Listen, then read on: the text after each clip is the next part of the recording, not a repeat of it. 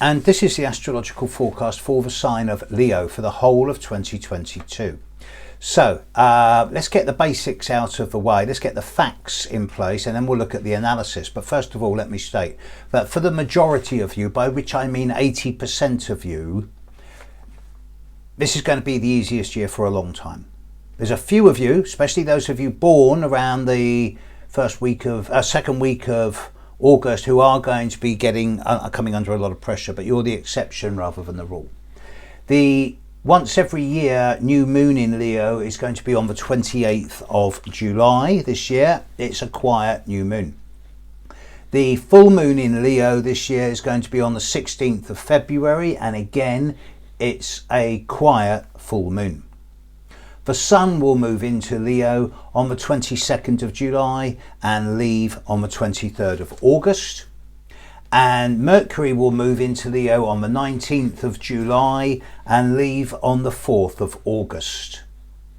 Venus will be moving into Leo on the 11th of August and leave on the 5th of September. You're going to like this next bit. Mars is not affecting Leo significantly at all in 2022. When it's opposite Leo from about, say, the second week of March through to third week of April, yes, there will be one or two little storms in a teacup lasting 24 hours or something like that, but it's not a big deal. Jupiter is not impacting upon Leo at all in 2022. Neptune is not touching Leo in 2022, and neither is Pluto. So Mars, Jupiter, Neptune, Pluto not touching you in 2022. This is cause for cheering, party, pleasure, joy. But before you go over the top, Saturn and Uranus are both hammering you. Not to the extent or the extremes that 2020 and especially 2021 have.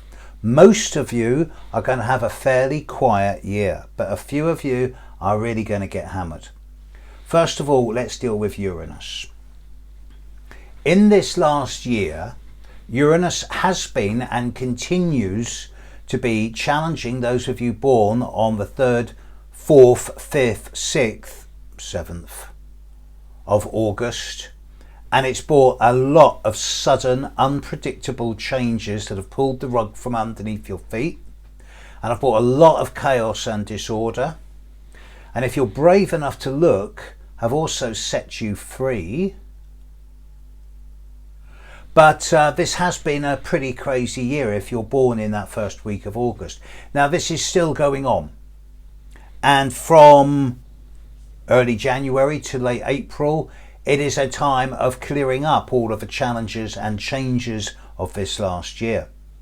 This change energy is going to stick around, but it's going to move on into the lives of those of you born around the 7th, 8th, 9th, 10th, 11th of August.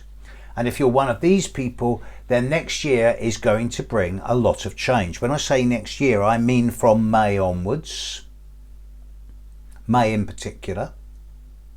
It's going to bring a great deal of change. Now, change can be disruptive, chaotic, dramatic, sudden, unpredictable. It can pull the rug from underneath your feet and send everything spinning. Change can equally be stimulating, innovative, original, exciting, fun and adventurous, with words like independence, freedom and liberty. Uranus is going to square the Sun of those of you born around the 7th to the 11th of August. Change will happen. If you fight it, if you resist it, if you try and bend it to your will, then certain elements of your life will get trashed. If you flow with it and take advantage of this and surf the waves of change, it's going to be fun. Bit crazy, bit haywire, but fun, stimulating, and a chance to fresh start and to begin again. Without change, you get entropy, which leads to decay. Saturn is spending the entire year in your opposite sign. Now, he's not really affecting those of you born in July. You're the lucky ones. Saturn is going to spend the first 2 months of this year hitting quite a few of you quite strongly. From the start of January through to mid-February, mid-late February, those of you born from the 4th to the 11th, 4th to the 10th of August are going to have a tough time. There's no easy way to say this. Those of you born from the 4th to the 10th of August, the first 2 months of this year, you either cut your losses, weed, prune, streamline, clear the decks, go through your address book, let go of things, people, situations, environments that have come to the end of their shelf life, or it happens to you. There's no way to avoid this. It's going to happen. This is Saturn. However, you can make it a lot easier for yourself by choosing to do this willingly. Great time to go through your house and throw away loads of clothes, books and papers, to go through your address book, get rid of people you're never going to speak to again, restructure your finances, go through your databases and organise things. The first 2 months of this year are the most difficult time of the year for you, and if you're prepared to put the hard work in, you will be able to streamline yourself so that those things, people, situations and environments that are still left by the time you're into early March should then provide the basis for the rest of the year. Saturn is particularly going to impact on the lives of those of you born from the 11th to the 17th of August, from early March onwards. And if you're one of these people, the 11th to the 17th of August, then from March onwards it's going to be challenging, and you're going to be doing a lot of hard work. It's up to you whether that hard work is in terms of limitation, restriction, circumstances outside your control holding you back, people and situations and environments blocking and restricting you, making you feel unsupported and alone, or whether it's hard work in terms of effort, efficiency and effectiveness, 3 steps forward, 2 steps back, doing everything the hard way. Those of you born in the first 2 weeks of August are going to get a difficult year. The majority of you, those of you born before the 10th of August, will only really experience the worst of this during January and first 2 weeks of February. Easily the most difficult time of the year for you. After this, things will ease up. But there's still a lot of change around and a chance to restructure, rebuild, and to make yourself more effective, leaner, meaner, more focused. So my advice to all of you really is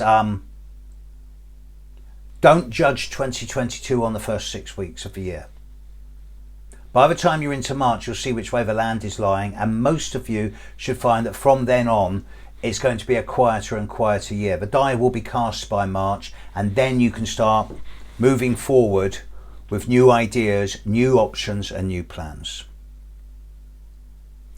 To those of you who have reached out to me in this last year and have been a help to me, thank you. You know who you are, 1 or 2 in particular. It is those little donations that keep me going and keep me able to put stuff out for free. So thank you.